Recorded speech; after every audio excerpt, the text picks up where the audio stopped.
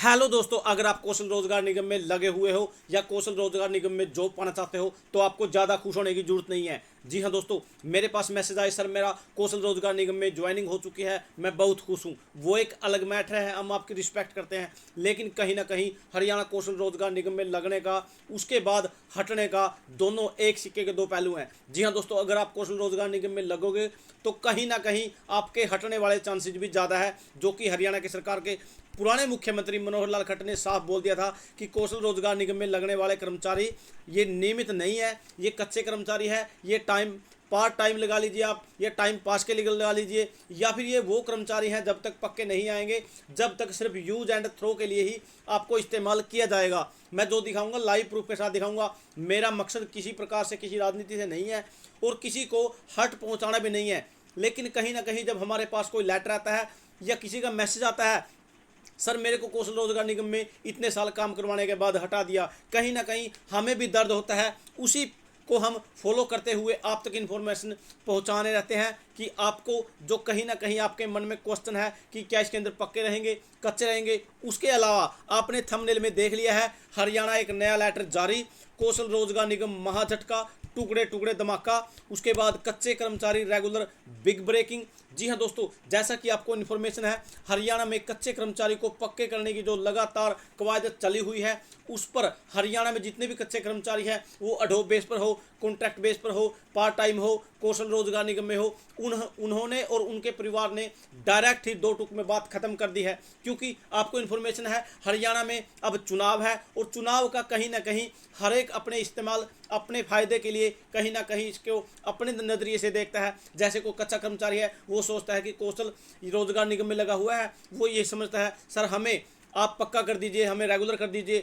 हम तब आपको वोट देंगे। लेकिन वो कहीं ना कहीं उनकी मानसिकता है, ठीक है गलत है, मैं उस पर भी नहीं जाऊंगा। मैं जो दिखाऊंगा लाइव प्रूफ के साथ दिखाऊंगा। रेगुलर नोटिफिकेशन के लिए चैनल को सब्सक्राइब कर लीजिए। व्हाट्सएप ग्रुप, टेलीग्राम ग्रुप का लिंक डिस्क्रिप्शन में, आप उसे भी फटाफट से ज्वाइन कर लीजिए।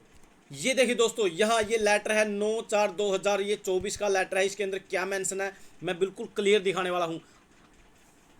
आपको शायद थोड़ी स्क्रीन धुंधली दिखाई दे रही होगी, लेकिन क्यों इसका जो लेटर है थोड़ा ये क्लियर नहीं है। मैं आपको बिल्कुल क्लियरली पढ़ के साथ दिखाने वाला हूँ। यहाँ उपमंडल अभियंता, जन स्वास्थ्य अभियंत्री उपमंडल, यहाँ इसका लेटर दे दिया गया है। प्रेषित में क्या दिया गया है, इन सभी के नाम, जैसे बजिंदर है, गौरव है, संदीप है, मुकेश है, सतपाल है, श्रवण है, सोमवीर है, सुरेंद्र है, मोहन, सोहन, जो भी है। इसके अंदर मैं किसी विशेष का नाम नहीं, लेकिन जो ये 8 व्यक्ति है, इनको बहुत बड़ा झटका क्या है मैं वो दिखाने वाला हूँ। यहाँ पत्र क्रमांक इसके अंदर दे दिया गया है। यहाँ विषय क्या है, थ्रो कॉन्ट्रैक्टर आउटसोर्सिंग कौशल रोजगार निगम के अंतर्गत कार्यरत कर्मचारी जिन्हें विभाग 31/3/2022 के बाद लगाया गया था, वो क्या है मैं देख लेता हूँ। यहाँ पर उपरोक्त विषय में आपको सूचित किया जाता है कि जन स्वास्थ्य अभियंत्री, यहाँ परिमंडल भिवानी कार्यालय के पत्र क्रमांक यहाँ 3695 दिनांक 21/3/2024, चरखी दादरी कार्यालय के पत्र क्रमांक यहाँ दे दिया गया है 7/3/2024 के द्वारा आपको लिखा जाता है कि आपका टाइम पीरियड दिनांक 31/3/2024 को खत्म हो चुका है।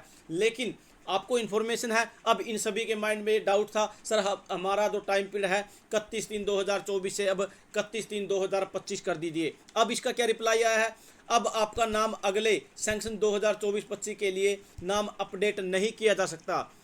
अतः उच्च अधिकारियों के आदेश अनुसार आपकी सेवाएं 31/3/2024 के बाद समाप्त कर दी गई है, अब इनको नहीं बढ़ाया जा सकता। वो क्या है, यहाँ क्या दिया गया है, उपरोक्त की प्रति कार्यकारी अभियंता जन स्वास्थ्य अभियंत्री चरखी दादरी में यहाँ प्रेषित, यहाँ इसका मंडल वगैरह दे दिया गया है। जी हाँ दोस्तों, कहीं ना कहीं इन सभी को बहुत बड़ा झटका। जी हाँ दोस्तों, वैसे तो इनका जो टाइम पीरियड उनके 5 से 10 दिन पहले इसको इन्फॉर्मेशन हो जाती है, या वहाँ सैंक्शन के लिए या कौशल रोजगार निगम में इनको बढ़ाने के लिए, एक्सटेंड के लिए पहले भेज जाता है और इनका टाइम पीरियड बढ़ जाता है। लेकिन आप देख लीजिए 31/3/2024, आज 11 से 12 दिन एक्स्ट्रा हो चुके हैं, अभी तक इनका टाइम पीरियड नहीं बढ़ा है। आई होप, हम उम्मीद रखते हैं कि इस पर सरकार ध्यान देगी। हमारे यूट्यूब चैनल के माध्यम से हम आपको ये इन्फॉर्मेशन, या कहीं ना कहीं जो भी राजनीतिक पार्टी के दल के नेता जो इसको देखें, कृपया इनको आप एक्सटेंड कर दीजिए। कहीं ना कहीं इनके रोजगार का सवाल है। अब आपको मैं दूसरी इन्फॉर्मेशन दिखाने वाला हूँ। ये देखिए दोस्तों, यहाँ थोड़ा इसको बड़ा कर लेते हैं। ये देखिए दोस्तों, ऊपर ले लेते हैं इसको। लंबित मांगों को लेकर देश भर में जन जागरण अभियान चलाएंगे कर्मचारी। यहाँ क्या बोला गया है, पुरानी पेंशन व ठेका कर्मियों को रेगुलराइजेशन पॉलिसी के लेकर हुई बैठक। जी हाँ दोस्तों, कच्चे कर्मचारी जो भी किसी भी डिपार्टमेंट में लगे हुए हैं या कर्मचारी है, पुरानी पेंशन को बहाल करवाने, 8वें पे कमीशन को गठन व ठेका कर्मियों को रेगुलेशन आदि मांगों को लेकर अब जन जागरण अभियान चलाएंगे। जी हाँ दोस्तों, जितने भी कच्चे कर्मचारी है, एडोब बेस पर हो, कॉन्ट्रैक्ट बेस पर हो या कहीं ना कहीं पार्ट टाइम हो, डेली वेज हो, उन सभी ने और उनके परिवारों ने डायरेक्ट ये बोल दिया है, दो टूक में उन्होंने बात खत्म कर दी है, हम उस पार्टी का समर्थन करेंगे या हम उनको ही मत देने का फैसला करेंगे जो हमारे रोजगार, हमारे जो कच्चे कर्मचारियों को रेगुलेशन या कहीं ना कहीं हमारे भविष्य को सिक्योर करने में हमें मदद करेगा। हमारी पूरा परिवार और हम कच्चे कर्मचारी उनके साथ हैं। यहाँ क्या बोल दिया गया, मैं इसको दिखाने वाला हूँ थोड़ा। यहाँ 10 अप्रैल की दे दी गई है पुरानी पेंशन, 8वें पे कमीशन, यहाँ बोल दिया गया कच्चे को पक्का। उसके बाद कर्मचारी देश भर में जन जागरण अभियान चलाएंगे। इस पर क्या बोला गया है, अखिल भारतीय राज्य सरकारी कर्मचारी महासंघ के राष्ट्रीय अध्यक्ष सुभाष लांबा ने बताया, कर्मचारियों को प्रमुख मांगों के अलावा यहाँ केंद्र राज्य सरकार पीएसयू खाली पदों पर यहाँ स्थायी भर्ती निकालने, पीएसयू के निजीकरण व सरकारी विभागों में डाउन सीजनिंग की नीतियों पर रोक लगाने, लोकतांत्रिक ट्रेड यूनियन अधिकारों की रक्षा करने, कोरोना काल में फ्रीज किए गए 18 महीने के बकाया टीए डीए भुगतान, एचआरए ये स्लैब बदलाव, यहाँ सभी के सभी इन्होंने बोल दिया हम कर्मचारी उसको ही मत देंगे जो कहीं ना कहीं हमारे रोजगार के साथ है, हमारे साथ है। जी हाँ दोस्तों, वो ठीक है, गलत हम इस पर ज़्यादा नहीं बोलेंगे। थैंक यू दोस्तों, नमस्कार दोस्तों।